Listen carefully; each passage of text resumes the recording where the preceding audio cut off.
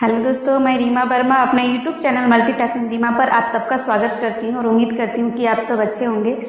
आज मैं आप सबके लिए कृष्ण भक्ति सोहर लेकर आई हूँ, जिसे आप कृष्ण जन्माष्टमी जब करते हो तब आप उसे गा सकते हो। तो चलिए सुनते हैं, देखते हैं और ये सोहर आप लोग को कितना पसंद आता है, कितना आप लाइक करते हैं, शेयर करते हैं और कॉमेंट करते हैं। मथुरा से कृष्ण आइले, कालियाद में कूदी गइले हो।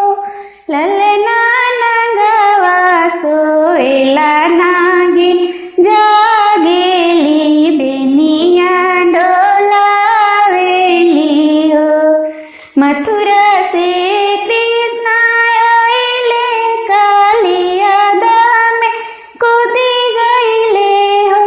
ललना नगवा सोएला नागिन, जागेली बेनिया डोलावेली हो। ललना नगवा सोएला नागिन, जागेली बेनिया डोलावेली हो। के करहवा तू नाती, के कर तू बेटा नु हो। बाबू काई जे तुहरो है, रइले कालियाद में आवेला हो। बाबू काई जे तुहरो है, रइले कालियाद में आवेला हो। राजा उग्रसेना के नाती, यशोदा रानी के बेटा, यशोदा रानी के बेटा नु हो। ए नागिन गेंदवा जे हमारो हेराय, ले कालियाद में आइल, कालियाद में आइला हो।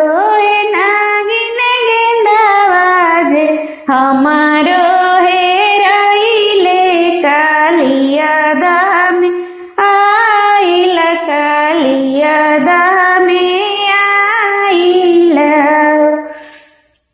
फिर जाऊं नंदा जी के दुलारू, यशोदा रानी के बालक, यशोदा रानी के बालक हो। बाबू नगवा टूटी रिझियाई, सहस्त्रफन छोड़ी है, करी हैया तोहरो लगी जई हो।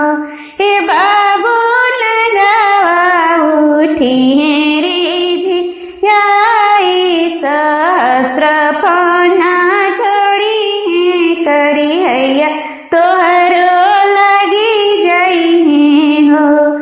मथुरा से सुआवा मांगाई, बीनंगवा के नाथ भी हो। नागिन सोरा हो, सहस्त्र फूलाला दबले, जैबो अपना गोकुल, ले जैबो अपना गोकुल हो। मथुरा से सुआवा मांगाई, बीनंगवा के नाथ भी हो। नागिन सोरा हो, सहस्त्र फूलाला दबले, जैबो अपना गोकुल, ले जैबो अपना गोकुल हो। हाथ जोड़ी नागिन आरज करे, बालक से विनती करे, बालक से विनती करे हो। हे बाबू अब की सिंदूर हमारो राखत, मथुरा के हम दासी होइबो, मथुरा के हम दासी होइबो। हे बाबू अब की सिंदूर हमारो राखत, मथुरा के हम दासी होइबो, मथुरा के हम दासी होइबो। पहिले त नागिन मोहे मारत रहलू, और गरियावत रहलू हो।